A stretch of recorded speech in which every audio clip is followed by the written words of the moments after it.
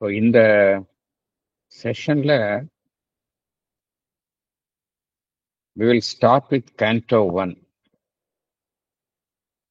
Canto 1 வந்து அதனுடைய தலைப்பு என்ன? அது சிம்பல் டான்.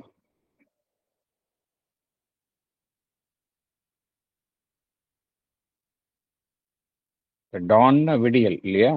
அது வந்து பகவான் வந்து சிம்பாலிக்கா சொல்றார். அந்த டான் வந்து எதை எதை வந்து சிம்பாலிக்கா ரெப்ரசன்ட் பண்ணுது அப்படிங்கிறத பத்தி சொல்றாரு. ஸோ நம்ம இந்த செஷன்ல மேக்சிமம் நம்ம என்ன பண்ணலாம், இந்த கேண்டோல பகவான் வந்து என்ன சொல்றாரு அப்படிங்கறத நம்ம நல்லா புரிஞ்சுக்கலாம். ஃபர்ஸ்ட் ஒரு ஓவர் வியூ, இந்த கேண்டோல பகவான் என்ன சொல்றாரு அப்படிங்கறத பத்தி ஒரு ஓவர் வியூ. அப்பதான் நமக்கு வந்து இந்த மென்டல் அண்டர்ஸ்டாண்டிங் கிடைக்கும். ரெண்டு விஷயம் நம்ம முக்கியம்னு பார்த்தோம் சாவித்திரி படிக்கிறப்ப. ரெண்டு ஸ்டெப்பை அட்லீஸ்ட் நம்ம லெவல்ல நம்ம பண்ணணும்னு பார்த்தோம். ஒன்று வந்து நம்ம படிக்கிறத வந்து நம்ம சரியான முறையில் ப்ரொனவுன்சியேஷன் சரியான முறையில் அந்த சவுண்ட் வைப்ரேஷன் சரியான வர்ற மாதிரி படிக்கணும். ரெண்டாவது, we should have the correct mental understanding. Mental அண்டர்ஸ்டாண்டிங்கிறது பேசிக். அடுத்த ஸ்டெப் 4 ஸ்டெப் பார்த்தோம். தேர்ட் ஸ்டெப் வந்து சாவித்திரி அந்த வரிகள்ல நம்ம கான்சென்ட்ரேட் செய்யறது, மெடிடேட் பண்றது. 4வது ஸ்டெப்பு, அது மாதிரி மெடிடேட் பண்ணும்பொழுது அவர் mind will fall silent. The experience which forms the background for these lines, mantric words, will be revealed to you அப்படின்னு மதர் சொல்றாங்க. ஸோ அது ரொம்ப ஹையஸ்ட் லெவல். நம்ம வந்து அட்லீஸ்ட் ஃபர்ஸ்ட் 2 ஸ்டெப்ஸை நம்ம சரியா பண்ணலாம். நம்பர் 1, அந்த லைன்ஸை வந்து சரியான முறையில் உச்சரித்து படிக்கிறது. ரெண்டாவது, சரியான மென்டல் அண்டர்ஸ்டாண்டிங் வேணும். ஓகே, மென்டல் அண்டர்ஸ்டாண்டிங் வேணும் அப்படின்னா அந்த கேண்டோல என்ன சொல்றாரு அப்படிங்கிறத ரொம்ப தெளிவா புரிஞ்சுக்கலாம் ஃபர்ஸ்ட். தென் அந்த லைன்ஸை நம்ம படிக்க ஆரம்பிக்கலாம்.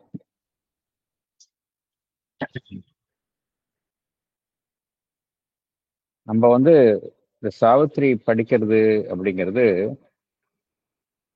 நம்ம வெறும் போயம் படிக்கிறது இல்லை, ஒரு இலக்கிய படைப்பை நாம் இலக்கிய ரீதியில் படிப்பது நம்முடைய நோக்கம் அல்ல. அதுல வர்ற அந்த இலக்கிய விஷயங்கள் இருக்கு இல்லையா, உவமை, உவமேயம், சிமிலிஸ் அண்ட் மெட்டபர்ஸ், இதுல கான்சென்ட்ரேட் பண்றது நம்மளுடைய நோக்கம் இல்லை. நம்முடைய நோக்கம் என்ன அப்படின்னா, எந்த ஸ்பிரிட் இந்த வார்த்தைகளுக்கு பின்னாடி இருக்கின்றதோ அந்த ஸ்பிரிட்டுக்குள்ள நம்ம நுழையணும். Our purpose in studying Savitri is to enter into the spirit behind it. அப்புறம் எந்த அளவுக்கு நாம் வந்து, ஏன்னா ஒவ்வொரு வரியும் பார்த்தோம் அப்படின்னா சாவித்திரி வரிகள் எல்லாமே வந்து இன்ஸ்பயர்டு வெர்சஸ், ஒரு ஹையஸ்ட் சோர்ஸ் ஆஃப் இன்ஸ்பிரேஷன்லேருந்து எழுதப்பட்ட வரிகள். எந்த அளவுக்கு நாம் அந்த இன்ஸ்பிரேஷனோட நாம் ஐடென்டிஃபை பண்ணிக்கிறோமோ அந்த அளவுக்கு நம்முடைய புரிதல் வந்து வளரும். ஸோ இது பேசிக் ரிக்குவயர்மெண்ட். இந்த அண்டர்ஸ்டாண்டிங் அப்படின்னு சொல்றோம் இல்லையா, இந்த அண்டர்ஸ்டாண்டிங் வந்து ஈவன் தோ ஆரம்பத்தில் அது வந்து நம்மளுடைய மனம் சார்ந்த புரிதலாகத்தான் இருக்கும். மென்டல் அண்டர்ஸ்டாண்டிங்காகத்தான் இருக்கும். ஆனால் அது எத்தகைய ஒரு அண்டர்ஸ்டாண்டிங்கா இருக்கணும் அப்படின்னா, it should be more as an understanding of the heart. அதுதான் சரியான அண்டர்ஸ்டாண்டிங். அது போக போக வரும். எந்த அளவுக்கு நம்ம ஆஸ்பிரேஷனோட இருக்கணுமோ அந்த அளவுக்கு இந்த அண்டர்ஸ்டாண்டிங் ஆஃப் த ஹார்ட் வரும். இங்க இந்த சிம்பிள் டான் அப்படின்னு பகவான் சொல்றது வந்து, கோர்ஸ் அந்த சத்தியவான் இறக்கக்கூடிய அந்த நாளினுடைய விடியல், அது மாத்திரமல்ல.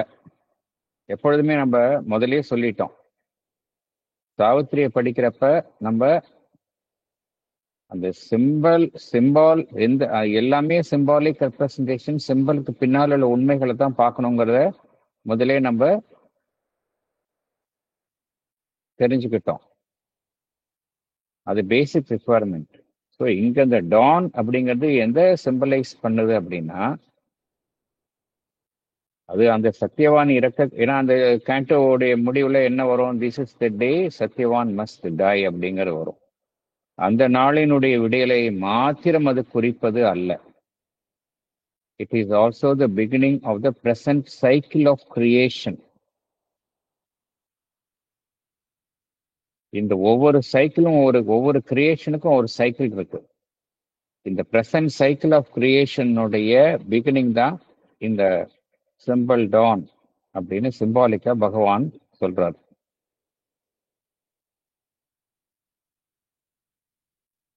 இந்த கேண்டோல நம்ம ஃபர்ஸ்ட் பார்த்தோம் அப்படின்னா, ஏர்லியர் போர்ஷன், இந்த கேண்டோலோடைய 2 போர்ஷனா இருக்கு. ஏர்லியர் போர்ஷன்ல பார்த்தோம் அப்படின்னா, எந்த தீம் வந்து மேலோங்கி இருக்கு அப்படின்னா,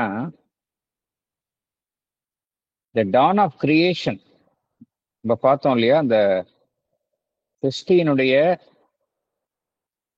அந்த சைக்கிள் ஆஃப் கிரியேஷன், அதனுடைய டான் ஆஃப் கிரியேஷன் அப்படிங்கிற தீம் தான் வந்து ரொம்ப மேலோங்கி இருக்கு.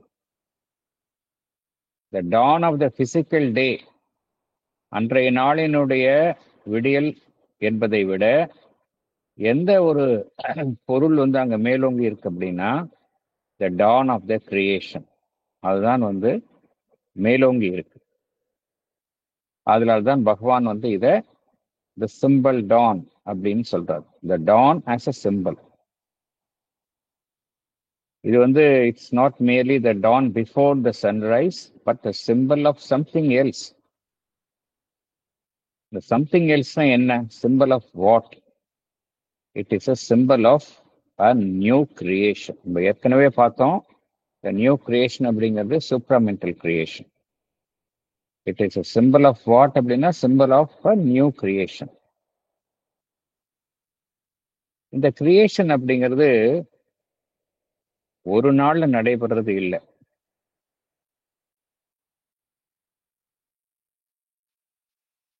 அது வந்து சைக்கிள்ஸ் ஆஃப் கிரியேஷன். ஒவ்வொரு சைக்கிள்லயும் அந்த கிரியேஷன் ஆயிட்டு வருது. ஒவ்வொரு சைக்கிளும் பார்த்தோம் அப்படின்னா ஆரம்பம் இருக்கு, அது ஒரு காலம் நீடிக்கின்றது, அப்புறம் முடிவு இருக்கு. இந்த டான் அப்படின்னு இங்க பகவான் இங்க சொல்றது வந்து பார்த்தோம் அப்படின்னா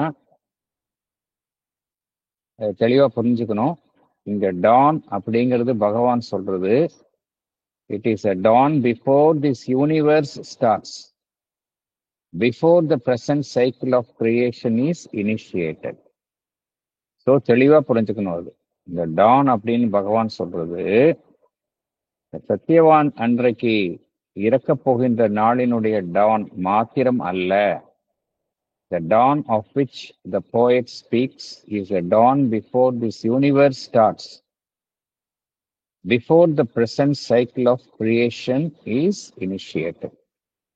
So இது பேசிக், இந்த பேசிக் அண்டர்ஸ்டாண்டிங்கோட தான் நம்ம சாவித்திரி என்னுடைய இதை நம்ம துவங்கணும். இந்த கேண்டோ 1 பார்த்தோம் அப்படின்னா நிறைய விஷயங்கள், இதுல முக்கியமான விஷயங்கள்லாம் இருக்குது.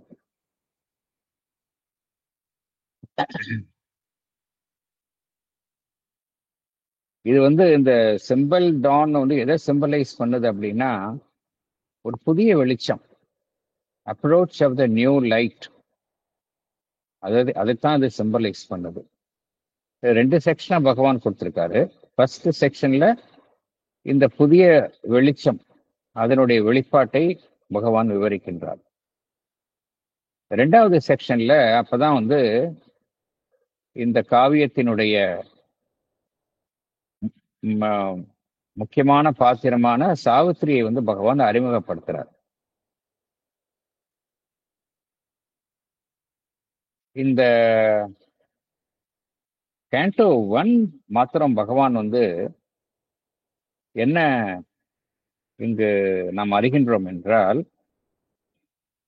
இந்த கேண்டோ 1 தான் வந்து பகவான் வந்து நிறைய தடவை வந்து ரிவைஸ் பண்ணியிருக்கிறாராம். கிட்டத்தட்ட ஒரு 50 மேனஸ்கிரிப்ட் வெர்ஷன்ஸ் வந்து ஸ்ரீ அரபிந்தோ ஆசிரமோடைய ஆர்கைவ்ஸ்ல இந்த கேண்டோ 1 50 மேனஸ்கிரிப்ட் வெர்ஷன்ஸ் இருக்குது அப்படிங்கிறாங்க. அப்புறம் இந்த சாவித்திரி காவியத்திலேயே இந்த கேண்டோ 1 இருக்கு இல்லையா, அதுதான் வந்து நமக்கு புரியாத, மிகவும் புதிராக இருக்கக்கூடிய, கடினமாக இருக்கக்கூடிய ஒரு பகுதி என்று கூறுகின்றார்கள். It is the most mysterious and the difficult section of the poem to understand அப்படிங்கிறாங்க. ஏன்னா இந்த கேண்டோல தான் பகவானினுடைய அந்த யூஸ் ஆஃப் லாங்குவேஜ் வந்து ரொம்ப பவர்ஃபுல்லா இருக்கு, ரொம்ப காம்ப்ளெக்ஸா இருக்கு.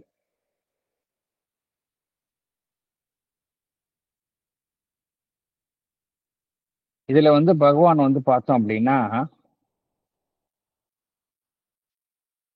இந்த ஒரு விஷயத்துக்கு ஒரு பொருள் இருக்கு அப்படின்னா, அந்த அந்த பொருளினுடைய பல்வேறு அடுக்குகளை சொல்றாரு.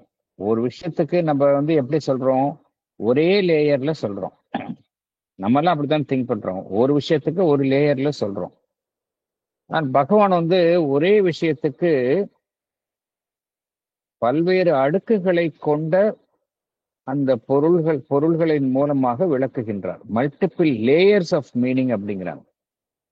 அது என்ன மல்டிபிள் லேயர்ஸ்னா, ஒன்னு லிட்ரல் மீனிங், லிட்ரலா மீனிங். அதுக்கு அடுத்தது வெறும் லிட்ரல் மீனிங் மாத்திரம் இல்ல, அதுக்கு பின்னாடி வந்து ஒரு சைக்கலாஜிக்கல் எலிமெண்ட் இருக்கு, சைக்கலாஜிக்கல் ஆஸ்பெக்ட் இருக்கு. அது மாத்திரம் இல்ல, அதுக்கு பின்னாடி வந்து ஒரு மறைவியல் சார்ந்த ஒரு பொருளும் இருக்கு, அக்கல்ட் மீனிங் இருக்கு. இது எல்லாத்துக்கு மேல ஒரு ஸ்பிரிச்சுவல் மீனிங் இருக்கு. ஸோ 4 அடுக்கு. ஒரு வரின்னு படிச்சோம் அப்படின்னா, ஒரு வரி அந்த போயம்ல 4 அடுக்கு மீனிங்க பகவான் வந்து வழங்குகின்றார். 4 அடுக்கையும் ஃபியூஸ் பண்றார், ஒன்றோடு ஒன்று பொருத்தி இணைத்து நமக்கு வழங்குகின்றார். ஒன்று லிட்டரரி மீனிங், 2வது சைக்கலாஜிக்கல் மீனிங், 3வது அக்கல்ட் மீனிங், 4வது ஸ்பிரிச்சுவல் மீனிங்.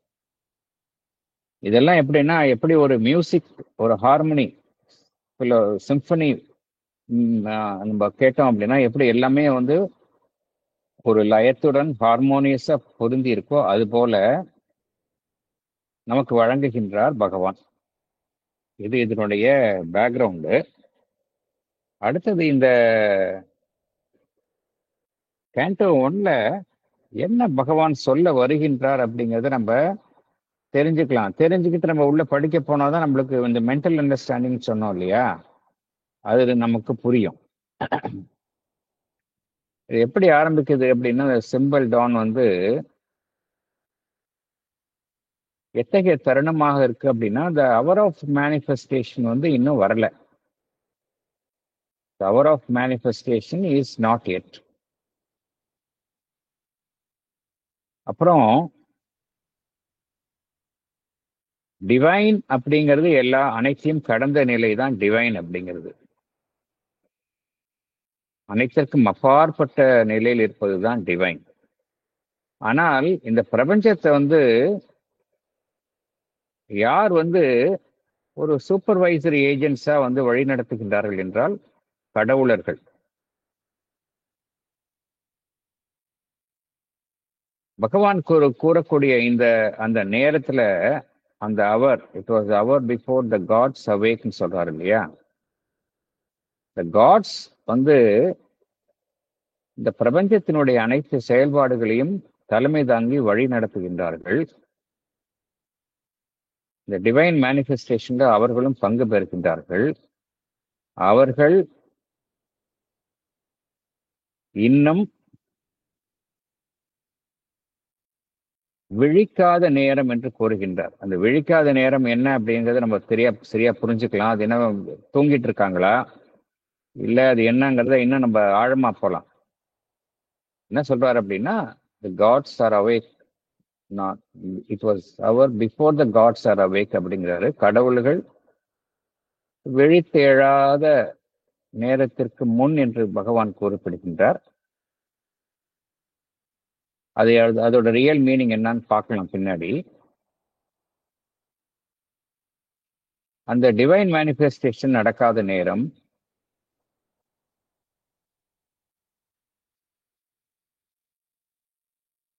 அந்த இறைவனுடைய வெளிப்பாடு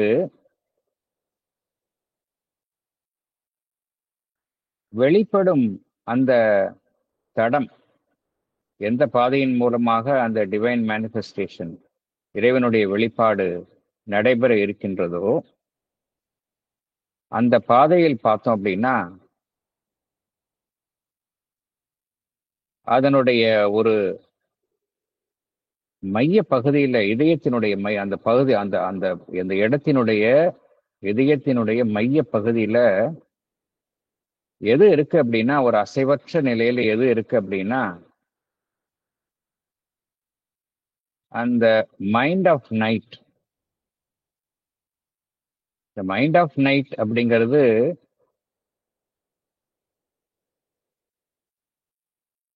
இருளினுடைய மனம். இருளினுடைய மனம் வந்து எங்க இருக்கு அப்படின்னா, டிவைன் மேனிஃபெஸ்டேஷன் இன்னும் நடக்கல. நடப்பதற்கு முன்னாடி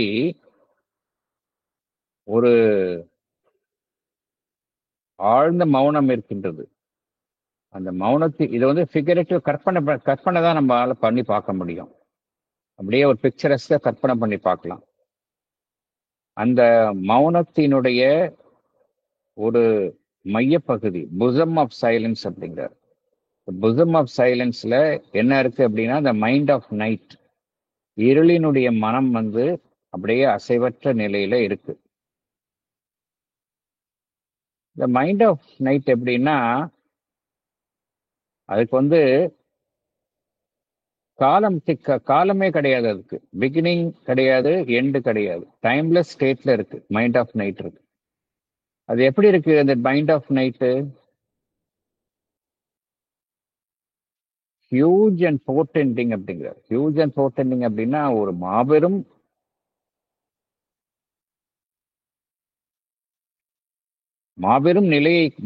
நிலையிலும் ஒரு நல்ல விஷயத்தை வந்து அது வந்து நமக்கு வந்து அறிவிக்கல. ஒரு ஒரு இருள் வந்து எப்பொழுதுமே பார்த்தோம் அப்படின்னா ஒரு நல்ல விஷயத்துக்கான ஒரு அறிகுறியா அது வந்து தென்படாது. அது எப்படி இருக்கு அப்படின்னா, ஒரு மாபெரும் விஷயமாகவும் ஒரு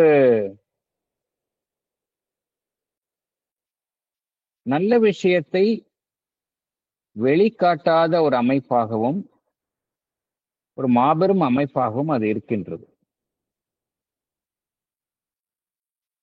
இந்த இடத்துல இந்த இந்த இருளான இடத்துல வந்து அந்த அந்த இன்ஃபினிட், அந்த எல்லையற்ற அனந்தமான அந்த அம்சம் வந்து எவ்வித வடிவமும் இல்லாமல் அந்த இடத்துல இருக்கு, அப்படி எந்தவித வடிவமும் இல்லாமல் இருக்கு. அந்த இடத்துல எப்படி ஒரு நிலை காணப்படுகின்றது என்றால், நம்மால சற்றும் நுழைய முடியாத ஒரு தெளிவற்ற நிலை காணப்படுகின்றது. அதாவது அடிபாதாளமான ஒரு நிலை, ஒரு ஃபேத்தம்லெஸ் ஜீரோ. இதெல்லாம் நம்ம கற்பனை தான் பண்ணி பார்க்க முடியும். சிம்பாலிக்கா சொல்றாரு. அதாவது அந்த நைட் அப்படி இருக்கு அப்படிங்கிறாரு. நைட் இருளான நேரத்துல அந்த நேரம் அந்த இருள்ல இருந்து அப்படியே கவ்வி இருக்கு. எல்லா இடத்துலயும் இருள் இருக்கு, அப்படியே இருக்கு. இன்னும் டிவைன் மேனிஃபெஸ்டேஷன் வரல. அந்த இடத்துல அவ்வளோ இருளான இருள் எங்க பார்த்தாலும் இருளா இருக்கு. அந்த இருள்ல அந்த இன்ஃபினிட் அந்த எல்லையற்ற அந்த அமைப்பு அந்த இடத்துல எவ்வித வடிவமும் இல்லாமல் அந்த இருள் அப்படியே அதுவும் அந்த அப்படியே தெளிவற்ற நிலையில இருக்கு. அங்க என்ன பார்க்கிறோம் அப்படின்னா, ஒரு ஃபேத்தம்லெஸ் ஜீரோ. அதோடைய அடிபாதாளம் எதுன்னு நம்மால தேடி கண்டுபிடிக்கவே முடியாத ஒரு சூன்யமான நிலையை நம்ம பார்க்கிறோம். அங்க நம்ம பார்த்தோம், த மைண்ட் ஆஃப் நைட், அதுதான் அங்க ஒரு வீழ்ந்த நிலையில் இருக்கின்றது பார்த்தோம். த மைண்ட் ஆஃப் நைட் அப்படிங்கிறத பார்த்தோம். த மைண்ட் ஆஃப் நைட் அப்படிங்கிறது அதனுடைய ஒரிஜினல் ஸ்டேட் என்ன அப்படின்னா, எல்லாத்துக்கும் ஆதி நிலை எதுன்னு பார்த்துருக்கோம் நம்ம. ஆதி நிலை எல்லாத்துக்கும் அந்த பரம்பொருள் தான் ஆதி நிலை. அந்த ஸ்டேட்ல அந்த மைண்ட் எப்படி இருக்கு? பவர்ஃபுல்லா இருந்திருக்கும் இல்லையா? எல்லையற்ற நிலையில இருக்கும். ஆனால் இந்த நிலையில இந்த வீழ்ந்த நிலையில எப்படி இருக்கு அப்படின்னா, ஒரு இரண்டு சூன்யங்களுக்கு இடையில சிக்கிய ஒரு அமைப்பாக காணப்படுகின்றது. கீழே ஒரு ஃபேத்தம்லெஸ் ஜீரோ, ஒரு சூன்யம், மேல ஒரு சூன்யம். அப்படிப்பட்ட ஒரு இரண்டுக்கு இடையில அந்த இருள் காணப்படுகின்றது அப்படிங்கிறார். அது எங்கேருந்து வந்திருக்கு அப்படின்னா, ஒரு இருளான ஒரு இடத்திலிருந்து அது தோன்றியுள்ளது. It remembers a dark womb of nations from which it had arisen. ஏன்னா எல்லாமே அந்த இடத்துல இருள் இருக்கு. அந்த இடத்துல நாலேஜ் அப்படிங்கிறதே கிடையாது. நெஷன்ஸ், ஆப்சன்ஸ் ஆஃப் நாலேஜ் அந்த இடத்துல இருக்கு. அது அங்கேயே தங்கிவிட விரும்புகின்றது. அந்த வாய்ட், அந்த சூன்யத்திலேயே தங்கிவிட விரும்புகின்றது. அதற்கு தன்னை வெளிப்படுத்துவதற்கும் அந்த இருளில் இருந்து வெளிவருவதற்கும் அதற்கு அழைப்பு வந்தாலும் அந்த அழைப்பை அது ஏற்க மறுக்கின்றது. இத்தகைய நிலையில் தான் அந்த மைண்ட் ஆஃப் நைட் அந்த நிலையில இருக்கின்றது. அது எப்படிப்பட்ட நிலை? ஒரு இன்கான்ஷியன்ட், உணர்வற்ற நிலை. உணர்வற்ற நிலையில இருக்கின்றது. இது எப்போ இருக்குன்னா பார்த்தோம்னா, நம்ம கிரியேஷன், பிரபஞ்சம் தோன்றுவதற்கு முன்னால் உள்ள நிலை, இன்கான்ஷியன்ட் ஸ்டேட். அந்த நிலையில எப்படி இருக்கு அப்படிங்கிறார் பகவான். இன்னும் சிருஷ்டி உருவாகல. எங்க பார்த்தாலும் இருள், டோட்டல் ஆப்சன்ஸ் ஆஃப் நாலேஜ். ஒரு ஃபேத்தம்லெஸ் ஜீரோ கீழே இருக்கு. அத்தகைய ஒரு இன்கான்ஷியன்ட் ஸ்டேட்ல ஒரு சின்ன ஒரு இயக்கம் நடைபெறுகின்றது. ஒரு ஸ்டர் அப்படிங்கிறார். ஒரு சின்ன இயக்கம் அங்க நடைபெறுகின்றது. இந்த இயக்கம் எப்படி இருக்கு? கான்சியஸா இல்ல, அன்கான்சியஸா இருக்கு. இந்த ஒரு இயக்கம் அன்கான்சியஸா நடைபெற்று கொண்டே இருக்கின்றது. அது மெக்கானிக்கல் ஆக்ஷனா அப்படியே நடந்துகிட்டே இருக்கு. இந்த ஆக்ஷன் மெக்கானிக்கலா நடைபெறுகின்றது.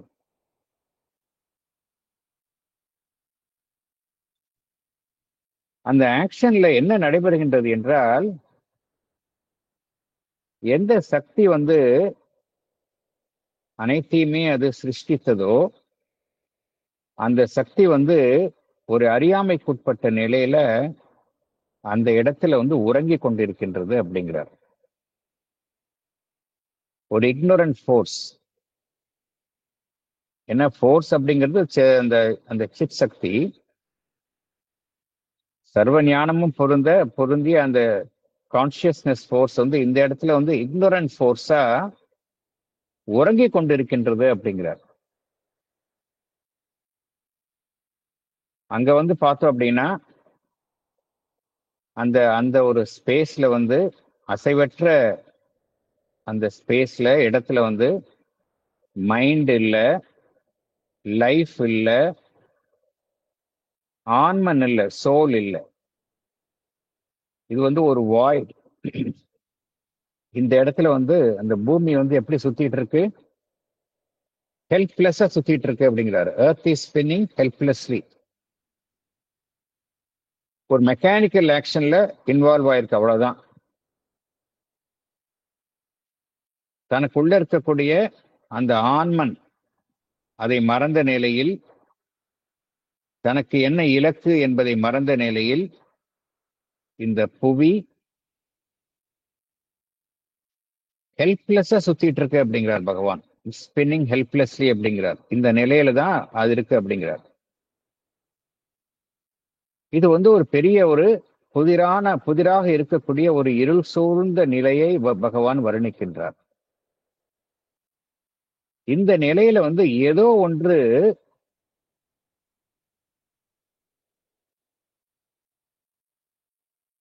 அந்த இன்கான்ஷியன்ட் உணர்வற்ற நிலையில ஏதோ ஒன்று என்ன செய்கின்றது? அங்கு உறங்கிக் கொண்டிருக்கும் அறியாமையை விழித்தெழ செய்கின்றது. ஏதோ ஒன்று அந்த உணர்வற்ற நிலையில இருக்கக்கூடிய உறங்கிக் கொண்டிருக்கும் அறியாமையை அது விழித்தெழ செய்கின்றது. அது எப்படி செய்கிறது அப்படின்னா, தொடர்ந்து அந்த அந்த அந்த செய்கையை அது மீண்டும் மீண்டும் செய்து கொண்டே இருக்கின்றது. an insistent urge என்று கூறுகின்றார். இதுல என்னன்னா, என்ன நடைபெறுகின்றது என்றால், அங்கு என்ன காணப்படுகின்றது? ஏதோ ஒன்று தன்னுடைய ஆதி நிலையை இழந்து தன்னை மறந்த நிலையில் காணப்படுகின்றது. அது மீண்டும் தான் இழந்த ஒளியை அங்கு தேடுகின்றது. எது அப்படின்னா, நம்ம ஒரிஜினல்ல பார்த்தோம் அப்படின்னா அந்த கான்சியஸ்னஸ் தான் இறங்கி இருக்குது. அதனுடைய ஆரிஜின் வந்து டிவைன் ஆரிஜின். ஆனா இருக்கக்கூடிய நிலையோ, இப்ப இருக்கக்கூடிய நிலை எப்படி இருக்கு? இருள் சூழ்ந்த நிலையில இருக்கு. அது மீண்டும் வந்து தான் இழந்த ஒளியை தேடுவதற்காக அது மீண்டும் மெல்ல மெல்ல விழித்து எழுகின்றது. தன்னுள் புதைந்துள்ள, தன்னுடைய ஆழத்தில் புதைந்துள்ள ஏதோ ஒன்றினை அது மீண்டும் மீண்டும் தேடி வெளியில் கொண்டு வர முயலுகின்றது. அந்த இடத்துல பார்த்தோம் அப்படின்னா, அந்த உணர்வு நிலை இன்கான்சியன்ஸ்ல எப்படி இருக்குன்னா, எந்தவித வடிவமும் பெறாத நிலையில் இருக்கின்றது. Unformed consciousness. அது எதை நாடுகின்றது என்றால் ஒளியை நாடுகின்றது. ஏன்னா அது இருள் சூழ்ந்த நிலையில ஒளியை நாடுகின்றது. ஒரு மாற்றத்தை அது நாடுகின்றது. ஏதோ ஒன்று அதனுள் உள்ள ஏதோ ஒன்று அந்த இருளில் இருந்து வெளிவருவதற்காக நாட்டமுறுகின்றது. அவ்வாறு அது செய்யும் பொழுது என்ன நடைபெறுகின்றது என்றால், அந்த இருள் சூழ்ந்த நிலையில ஒரு ஒளி கீற்று, ஒரு வாழ்வு சக்தியினுடைய ஒளி கீற்று மெல்ல மெல்ல தோன்றுகின்றது. இது எப்படி பகவான் இங்க வர்ணிக்கின்றார் என்றால்,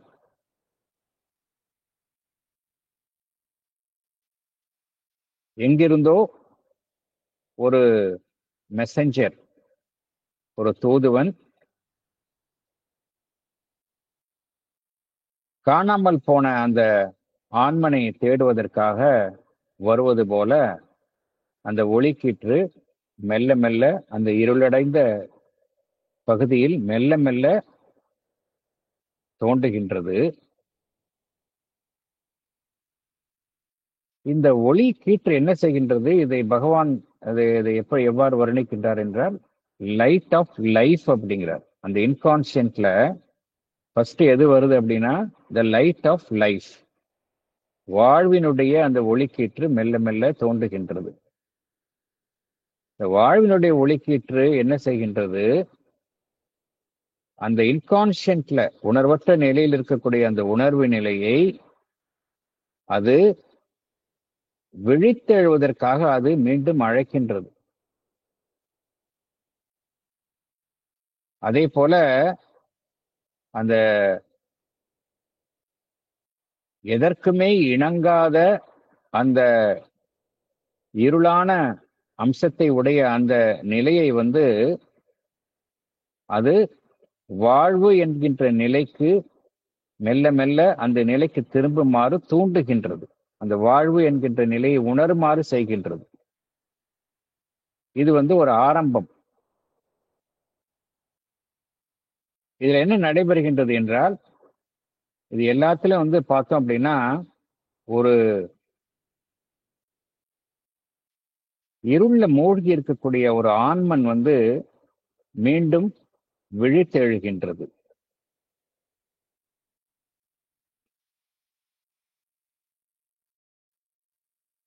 இங்கே இந்த நிலையில எல்லாமே புதியதாக அமைக்கப்பட வேண்டும். All has to be rebuilt. இது எவ்வாறு சாத்தியம்? இருள் சூழ்ந்த நிலை, இன்கான்ஷியன்ட் ஸ்டேட்டு. இந்த இடத்துல ஒரு சின்ன ஒளிக்கீற்று வருகின்றது. ஒரு இறந்துவிட்ட ஆன்மா மீண்டும் விழித்தெழுகின்றது. அனைத்துமே புதிதாக அமைக்கப்பட வேண்டும். இதெல்லாம் எப்படி சாத்தியம் என்றால், இது சாத்தியம் எப்படின்னா, அந்த இறை அருளால் சாத்தியம். All can be done with the grace of God என்று பகவான் கூறுகின்றார். இங்க ஒரு நம்பிக்கை பிறக்கின்றது. இதுல என்ன நடைபெறுகின்றது என்றால், அந்த ஒளிக்கீற்று மீண்டும் மீண்டும் அதனுடைய இயக்கத்தை இங்கு தோன்ற செய்கின்றது. அது அந்த இருளை அந்த ஒளிக்கு இணங்குமாறு செய்கின்றது. ஒரு அசைவற்ற உயிரற்ற உலகம் அழகுக்கும் வாழ்விற்கும் அதனுடைய ஸ்பரிசத்தை அது உணர்கின்றது. இதில் என்ன நடைபெறுகின்றது என்றால், இந்த ஒளி கீற்றாக தோன்றியது மெல்ல மெல்ல ஒரு ஒளி மழையாக பொழிய ஆரம்பிக்கின்றது. இதெல்லாம் எப்படின்னா, இந்த சிருஷ்டி எப்படி ஆரம்பிக்கிறது அப்படிங்கறத பகவான் சிம்பாலிக்கா எக்ஸ்பிளைன் பண்றார். இங்க ஒரு அவுட்பர்ஸ்ட் ஆஃப் லைட் வருது.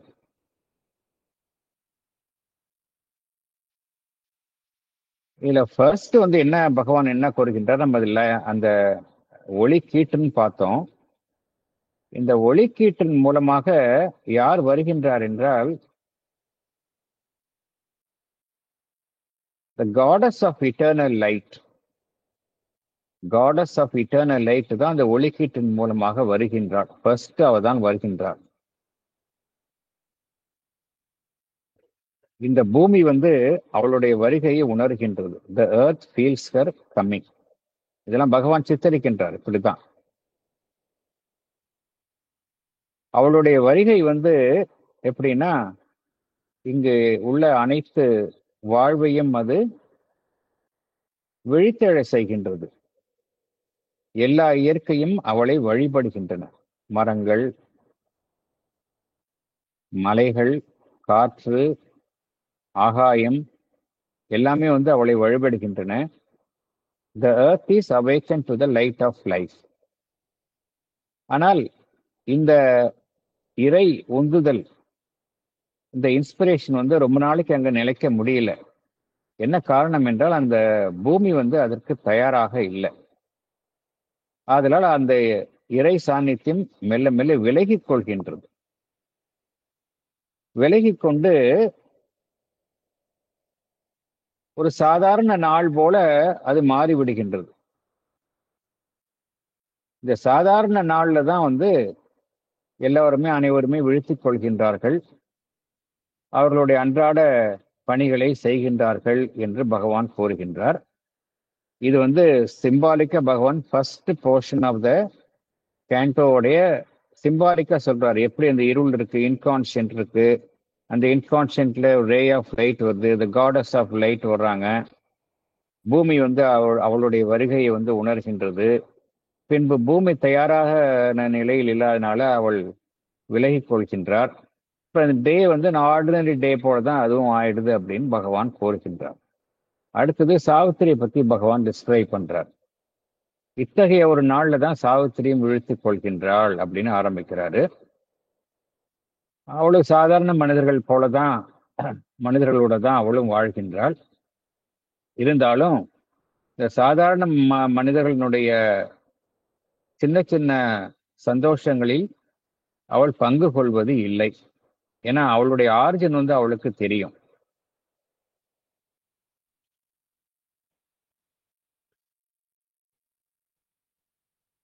அதாவது அவளுடைய ஆரிஜின் வந்து ஒரு டிவைன் ஆரிஜின் அப்படிங்கிறது தெரியும். அதே போல அவளுடைய நோக்கம், மிஷன் வந்து ஒரு டிஃப்ரெண்ட் மிஷன் அப்படிங்கிறது சாவித்திரிக்கு தெரியும். எதெல்லாம் வந்து சாதாரண மனிதர்கள்ட்ட வந்து ஒரு ஆவலை தூண்டும் விஷயங்களாக இருக்கின்றனவோ அதெல்லாம் வந்து அவளுக்கு வந்து புறம்பான விஷயங்களாக இருக்கின்றன.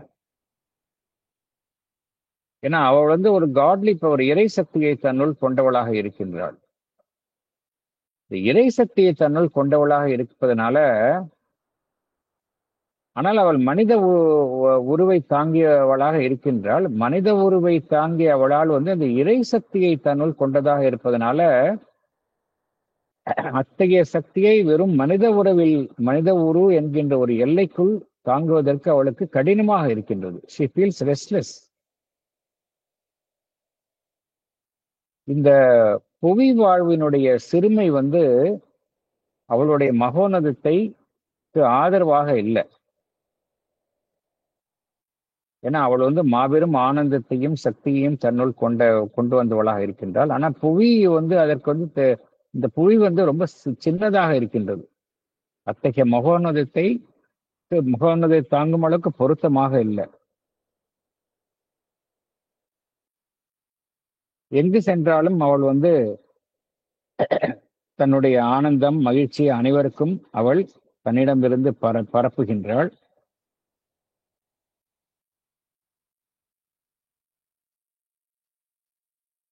ஆனா அதற்கு வந்து பகவான் என்ன கோருகின்றார், எவ்வாறு இறை தூதுவர்கள்லாம் இங்க புவியில வந்தாலும் கூட அவர்களுக்கு பதிலாக என்ன கிடைக்கின்றது என்றால் வெறுப்பும் ஒரு ஹேட் அண்ட் ஆங்கர், இதுதான் வந்து அவர்களுக்கு வந்து பிரதிபலனாக கிடைத்தது. அதே போலத்தான் சாவித்திரிக்கும் கிடைத்தது என்று பகவான் குறிப்பிடுகின்றார்.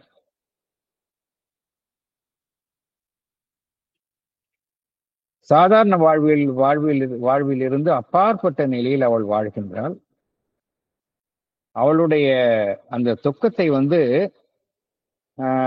அவள் தனக்குள்ளேயே வைத்துக் கொண்டாள், யாரிடம் பகிர்ந்து கொள்ள முடிவது இல்லை. ஏன்னா she is too great to communicate her peril and pain to those around.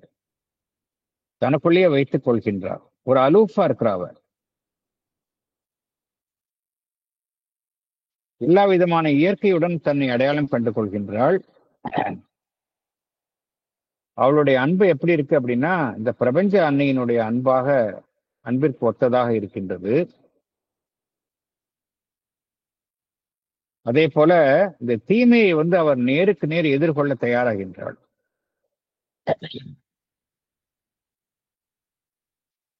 எது வந்து ஒரு மாற முடியாத விதியாக இருக்கின்றதோ, இந்த ஃபேட், டிட்டர்மினிசம், அதுதான் வந்து மாற முடியாத விதியாக இந்த மெட்டீரியல் நேச்சர், இந்த புவியினுடைய இயற்கையில் எப்படி அது மாற முடியாத விதியாக செயல்படுகின்றதோ அதை அவள் நேருக்கு நேர் எதிர்கொள்ள தயாராகின்றாள்.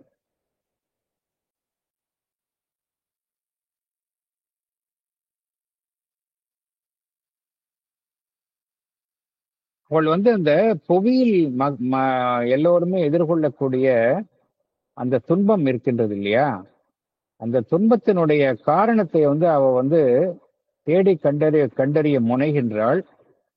ஆனால் அந்த மனம் வந்து சரியான அந்த இட்ஸ் நாட் கான்சியஸ் இனஃப். அதனால அதனுடைய ரூட் காசை வந்து அவளால கண்டறிய முடிவது இல்லை.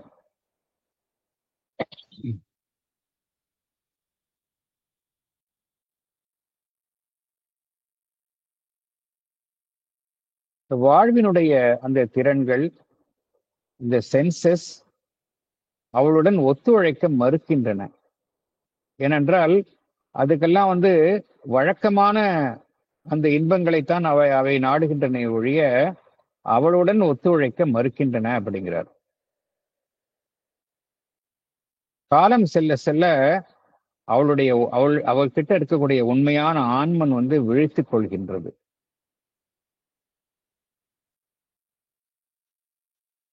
இந்த 3 விஷயங்களுக்கு இடையில வந்து அவள் வந்து போராடுகின்றாள்.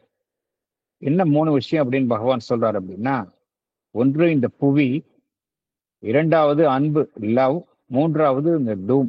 லவ் அப்படிங்கிறது அந்த அந்த பகவான் சொல்லக்கூடிய லவ் அப்படிங்கிறது இந்த சத்தியவானுடைய அந்த கான்ஜுகல் லவ் சொல்றாரு. டூம் அப்படிங்கிறது மரணத்தை சொல்றாரு.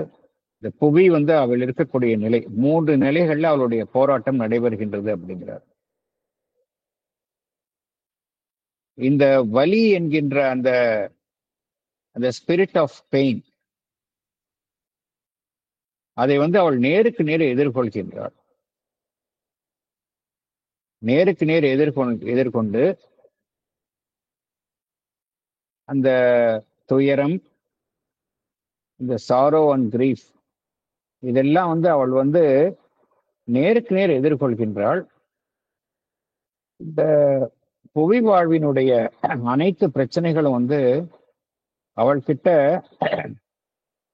முழு வடிவத்தில் அவளுக்குள் வந்து எல்லாமே வந்து இடம் பெறுகின்றன. The whole problem of the earth life becomes alive in her அப்படிங்கிறார். She is not alone. புரிஞ்சுக்கணும், சாவித்திரி மற்றவங்களை போல என்டையர் உலகத்தினுடைய அவ்வளோ ப்ராப்ளமும் அவகிட்ட வந்து அலைவா வந்து அவளை வந்து அட்டாக் பண்ணுது. The whole problem of the earth life becomes alive in her. அதுதான் அவளுக்கு இருக்கிற சேலஞ்சு. மற்ற மனிதர்களை போல மற்றவர்களுடைய துன்பத்தில் இருந்து விடுபட்டவங்களால இல்ல, எல்லாருடைய துன்பமும் அவளை வந்து பாதிக்கின்றது. ஆனா அவ அக்செப்ட் பண்ணிக்கிறான் அந்த சேலஞ்சை. She accepts a challenge and her soul arises to confront time and fate. அதுதான் சாவித்திரிக்கு விசேஷம். சாவித்திரியினுடைய ஆன்மன் வந்து காலத்தையும் அந்த விதியையும் வந்து நேருக்கு நேர் எதிர்கொள்ள தயாராக இருக்கின்றது. இந்த நாள்ல தான் வந்து சத்தியவான் மஸ்ட் டை அப்படின்னு பகவான் முடிக்கின்றார். இதுதான் வந்து இந்த ஃபர்ஸ்ட் கேண்டோனுடைய சாராம்சம்.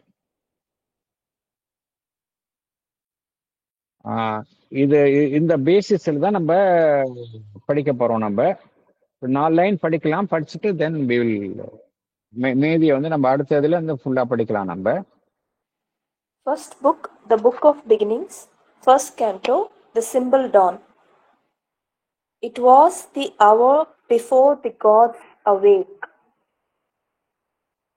Across the path of the divine event, the huge foreboding mind of night,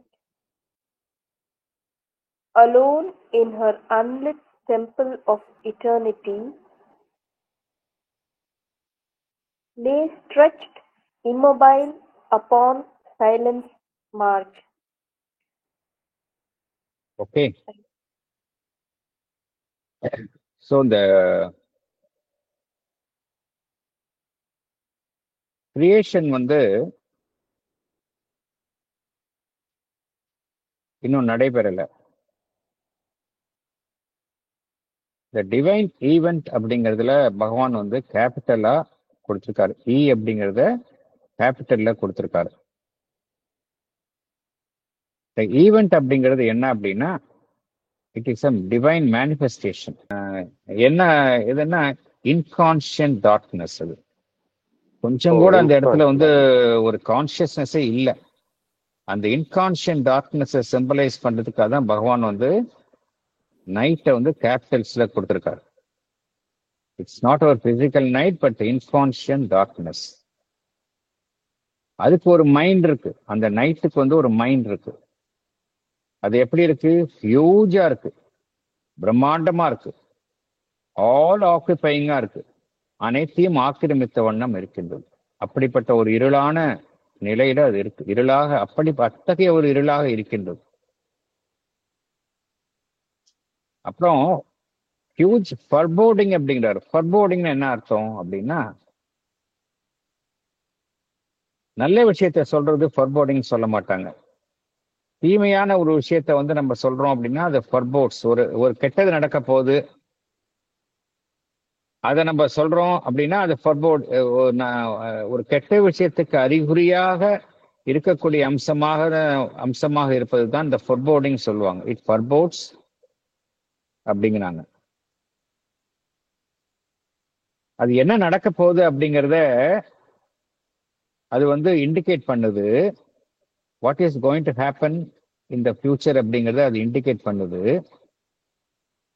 ஆனா அது வந்து ஒரு வரவேற்கத்தக்கதாக இல்லை. அதுக்கு தான் பகவான் வந்து என்ன சொல்றாரு? The huge foreboding mind of night alone. அது ஏன் பகவான் வந்து சொல்றாரு அப்படி ஃபர்போர்டிங் மைண்ட் ஆஃப் நைட்னு சொல்றாரு? வரவேற்கத்தக்கதாக இல்லை அப்படிங்கிறாரு. ஏன் சொல்றாரு சொல்லுங்க பார்க்கலாம். ஏன் அது மாதிரி சொல்லணும்? The huge foreboding mind of night alone அப்படின்னு ஏன் பகவான் சொல்லணும்? அது ஏன் ஃபர்போர்டிங் மைண்ட்? அதாவது ஒரு அன்வெல்கம் ஒரு ஈவெண்ட் நடக்க போகுது அப்படின்னு அது நினைக்குது, அந்த மைண்ட் ஆஃப் நைட் நினைக்குது. ஏன் அது மாதிரி நினைக்கணும்? அது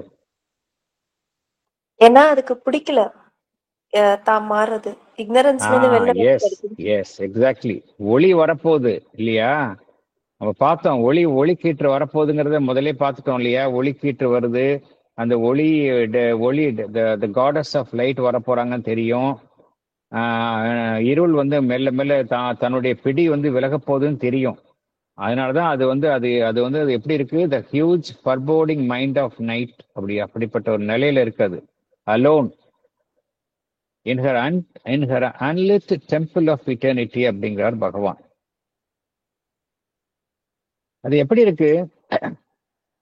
இட்டர்னலா இருக்கு, சாஸ்வதமா இருக்கு, அத்தகைய ஒரு இருளா இருக்கு. அந்த இருள் எப்படி இருக்கு அப்படின்னா, எப்படி டிவைன் லைட் வந்து இட்டர்னலா இருக்குமோ அப்படிப்பட்ட நிலையில அந்த இருளும் வந்து இட்டர்னலா இருக்கு அப்படிங்கிறாரு. அங்க வந்து லைட்டே கிடையாது, அன்லிட் அப்படிங்கிறாரு. தெர் இஸ் நோ லைட், முற்றிலும் இருள், அப்ஸ்கியூர் அண்ட் டார்க். அது டெம்பிள் அப்படிங்கிறாரு, டெம்பிள் ஆஃப் இட்டர்னிட்டி அப்படிங்கிறாரு. அந்த இட்டர்னிட்டி வந்து ஏன் பகவான் வந்து டெம்பிள்னு சொல்றாரு அப்படின்னா, சம்திங் ஸ்பிரிச்சுவல் அப்படிங்கிறாங்க. இந்த இதுக்கு வந்து விளக்கம் வந்து நான் எதுல இருந்து நான் பார்க்கிறேன் அப்படின்னா, ஸ்ரீ எம்பி பண்டிட்னுடைய த புக் ஆஃப் பிகினிங்ஸ் என்று தான் நான் வந்து ரெஃபர் பண்றேன். அதுல என்ன பகவான் இங்க ஸ்ரீ எம்பி பண்டிட் என்ன விளக்கம் கொடுத்திருக்காரு அப்படின்னா, இந்த டெம்பிள்னு ஏன் பகவான் இங்க யூஸ் பண்றாரு அப்படின்னா, something he wants to indicate something spiritual, something sacred about that eternity. அந்த eternity, அந்த சாஸ்வத தன்மை எப்படி இருக்கு அப்படின்னா, சம்திங் ஸ்பெஷல், சேக்ரடா இருக்கு. அதனாலதான் வந்து அது, ஏன்னா எல்லாமே வந்து ஒரு டிவைன், அல்டிமேட்டா எல்லாத்துக்கும் வந்து சோர்ஸ் வந்து பார்த்தோம் அப்படின்னா டிவைன் தான். அந்த இருளினுடைய எட்டர்னிட்டியும் பார்த்தோம் அப்படின்னா சம்திங் சேக்ரடா இருக்கு அப்படிங்கிறார். அதனாலதான் டெம்பிள் ஆஃப் இட்டர்னிட்டி அப்படின்னு இங்க பகவான் வந்து இங்க அதுக்கு டிஸ்கிரைப் பண்றார். Something spiritual, something sacred about that eternity. Mind of night வந்து எங்க இருக்கு அப்படின்னு போட்டிருக்கு பார்த்தோம் அப்படின்னா, the mind of night lies upon silence marge. இந்த மார்ஜ் அப்படிங்கிற வார்த்தைக்கு என்ன அர்த்தம் அப்படின்னா, மார்ஜின் அப்படின்னு அர்த்தம், எட்ஜ் அப்படின்னு அர்த்தம், எட்ஜ் ஆஃப் சைலன்ஸ். இந்த மைண்ட் ஆஃப் நைட் எங்க இருக்கு அப்படின்னா, எட்ஜ் ஆஃப் சைலன்ஸ் இருக்கு அப்படிங்கிறார். இங்கே சைலன்ஸ் அப்படிங்கிற வார்த்தைக்கும் பார்த்தோம் அப்படின்னா பகவான் வந்து கேபிட்டல்ஸ்ல கொடுத்திருக்கிறார். அது எத்தகைய சைலன்ஸ் மீன் பண்ணுது? சாதாரண ஆர்டினரி சைலன்ஸா, ஆப்சன்ஸ் ஆஃப் நாய்ஸ் அப்படிங்கிற அர்த்தம் கிடையாது இங்க. இது வந்து ஸ்பிரிச்சுவல் சைலன்ஸ். அதனால்தான் பகவான் வந்து இந்த சைலன்ஸ் அப்படிங்கிறத கேபிட்டல்ஸ்ல கொடுத்திருக்காரு. ஸோ இந்த ஸ்பிரிச்சுவல் சைலன்ஸ் அப்படிங்கிறது it's different from the physical silence. என்ன வித்தியாசம் அப்படிங்கிறது அப்படின்னா, இந்த பிசிக்கல் சைலன்ஸ் அப்படிங்கிறது ரொம்ப அப்ரெசிவா இருக்கும். சமயத்துல பார்த்தோம் அப்படின்னா சில சமயம் வந்து ஒரு மௌனம் இருக்கும். ஒரு துக்ககரமான ஒரு சம்பவத்தை அவங்க வீட்டுக்கு போயிருந்தோம் அப்படின்னா எல்லாரும் யாரும் பேச மாட்டாங்க. அந்த இடத்துல அந்த சைலன்ஸ் வந்து ரொம்ப அப்ரெசிவா இருக்கும். ஒரு சைலன்ஸ் வந்து அந்த இடத்துல வந்து ஒரு பிளசண்டா இருக்காது, அப்ரெசிவா இருக்கும். ஆனா ஸ்பிரிச்சுவல் சைலன்ஸ் எப்படி இருக்கும் அப்படின்னா நமக்கு வந்து ஒரு புத்துணர்ச்சி தர மாதிரி இருக்கும், இன்விகரேட்டிங்கா இருக்கும், லைஃப் கிவிங்கா இருக்கும். ஸோ அத்தகைய ஒரு சைலன்ஸினுடைய மார்ஜின்ல வந்து அந்த இருள் இருக்கு அப்படிங்கிறார். ஸோ அங்க என்ன இருக்கு அப்படின்னா இம்மொபிலிட்டி இருக்கு, இட்டர்னிட்டி இருக்கு, சைலன்ஸ் இருக்கு. 3 விஷயங்களை சொல்றார். இம்மொபிலிட்டி இருக்கு, இட்டர்னிட்டி இருக்கு, சைலன்ஸ் இருக்கு. இதெல்லாம் வந்து அந்த டிவைன் ஈவெண்ட் நடப்பதற்கு முன்னால் உள்ள நிலை அப்படிங்கிறது பகவான் விளக்குகின்றார். அடுத்த செஷன்ல நம்ம நேரடியா லைன்ஸ்கே போயிடலாம். நம்ம ஸோ நம்ம என்ன சாவித்திரி படிக்கிறப்ப 2 பிரின்சிபிள்ஸா படிக்கணும்னு நம்ம முடிவு பண்ணிட்டோம். நம்பர் 1 வந்து அந்த வார்த்தைகளை வந்து சரியான முறையில் உச்சரிக்கணும். 2வது சரியான மென்டல் அண்டர்ஸ்டாண்டிங்கோட படிக்கணுங்கிறதுல நம்ம இதுதான் basic requirement of Savitri reading. So mental understanding இல்லாம சும்மா நம்ம படிச்சுட்டே போறதுல அர்த்தம் கிடையாது. நோ டவுட் அதுக்கு சில மந்த்ரிக் எஃபெக்ட் இருக்கும், ஆனா நம்ம அதுக்கு மேல ஒரு ஸ்டெப் போகணும். அதனாலதான் நம்ம வந்து இவ்வளவு டீடைல்டா போறோம். Nothing wrong. ஏன்னா சாவித்திரி பகவான் மதர் வந்து என்ன சொல்றாங்க, சாவித்திரியில சூழ்நிலையில நம்ம எவ்வளவு நேரம் கழிக்கிறோமோ அவ்வளவும் வந்து அவ்வளவு பயனுள்ளதா இருக்கும் அப்படிங்கிறாங்க. அதனால நம்ம வந்து கவலையே பட தேவையில்லை, மெதுவா போறோமா வேகமா போறோமா அப்படின்னா தேவையில்லை. இந்த ஸ்டைல்ல போனாதான் நம்ம நல்ல ஆழமா தெரிஞ்சுக்க முடியும் என்ன அப்படிங்கறது. அதே மாதிரி இப்ப யாராவது இங்கிலீஷ் கிராஜுவேட் இருந்தா கூடவே இந்த இந்த அயாம்பிக் பென்டாமீட்டர்ன்றாங்க, அதான் இவருடைய ஸ்ட்ரக்சர்ன்றாங்கல்ல, அதாவது 10 syllable in 1 line, ரைட்? அதுதான் 2 விஷயம் புரிஞ்சுக்க நீ கேட்டதுனால சொல்றேன். இந்த போயட்ரி வந்து இல்ல, போயட்ரியில ரெண்டு இம்பார்ட்டன்ட் ஆஸ்பெக்ட்ஸை தெரிஞ்சுக்கணும் இங்கிலீஷ் போயட்ரியில. இந்த சாவித்திரி வந்து பிளாங்க் வேர்ஸ்ன்னு சொல்லுவாங்க. பிளாங்க் வேர்ஸ்னா அப்படின்னு என்ன அர்த்தம்னா அது ரித்தம் இருக்காது. ரித்மிக் போயட்ரினா ஒரு வேர்டு முடிஞ்சதுன்னா அதே ரித்தம்ல முடியும், பார்த்திருப்போம். அதுல ஒரு ஒரே சந்தத்துல முடியும்னு சொல்லுவாங்க இல்லையா, ரித்மிக் போயட்ரி. அது ஒரு style of writing, rhythmic poetry. இது வந்து பிளாங்க் வேர்ஸ். பிளாங்க் வேர்ஸ்னா ஆப்சன்ஸ் ஆஃப் ரித்தம். புரியுதா உனக்கு? இதுல ரித்தம் இருக்காது இதுல. 2வது பென்டமீட்டர். பென்டமீட்டர்ல இருக்கும் அது. பென்டமீட்டர்னா 5 ஒரு லைன்ல வந்து 5 சிலபிள்ஸ் இருக்கும் அதுல. It was the hour before the gods awake. 5 syllables இருக்கு பாரு. Across the path of the divine. இல்ல 5 feet. அதான் பென்டமீட்டர் இது. It was the hour before the gods awake. 5 இது. அப்புறம் அதே போல across the path of the divine event, the huge foreboding mind of night alone. இதை பார்த்தீங்கன்னா 5 ஃபீட்டா ஒரு லைன் போறோம் அது. அப்படிதான் சாவித்திரிய பகவான் வந்து இது பண்ணிருக்கிறார், அமைச்சிருக்காரு. பிளாங்க் வர்ஸ் சொல்லுவாங்க, இது பிளாங்க் வர்ஸ் போயட்ரி அப்படின்னு சொல்லுவாங்க இது. ஓகே, அதான் நீங்க இதுல ஏற்கனவே பார்த்தோம் இல்லையா, சாவித்திரியில வந்து 5 லேயரை வந்து பகவான் வந்து இது பண்ணிருக்காரு அப்படின்னு.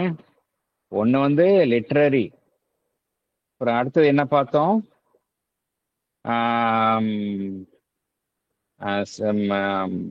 அக்கல்ட் மீனிங் பார்த்தோம், ஸ்பிரிச்சுவல் பார்த்தோம், அப்புறம் நிறைய இதை சொல்றாருல்ல, நம்ம படிச்சோம் இல்லையா நம்ம இந்த Psychological. வந்து சைக்கலாஜிக்கல் ஆஸ்பெக்ட். சைக்கலாஜிக்கல் 5 லேயரை வந்து பகவான் வந்து கம்ப்ரஸ் பண்ணி கொடுத்துருக்காரு அப்படிங்கறத நம்ம பார்த்தோம். ஸோ நம்ம இங்க எந்த போயட்ரி இருக்கிறவங்களுக்கு, போயட்டா இருக்கிறவங்களுக்கு அதோடைய போயட்டிக் பியூட்டியை ரசிக்கலாம். அப்புறம் ஸ்பிரிச்சுவல் மீனிங் பார்க்கறவங்களுக்கு ஸ்பிரிச்சுவல் மீனிங்கை ரசிக்கலாம். அக்கல்ட் மீனிங் பார்க்கறவங்களுக்கு அக்கல்ட் மீனிங்கை பார்க்கலாம். சைக்கலாஜிக்கல் விஷயங்கள் அவ்வளவு பார்க்கலாம். சாவித்திரி வந்து ஒரு ட்ரெஷர், ஒவ்வொரு லைனும் ஒரு ட்ரெஷர். இப்படிதான் நம்ம இதை அனுபவிக்கணும் அப்படின்னா இந்த வாழ்நாளே பத்தாது.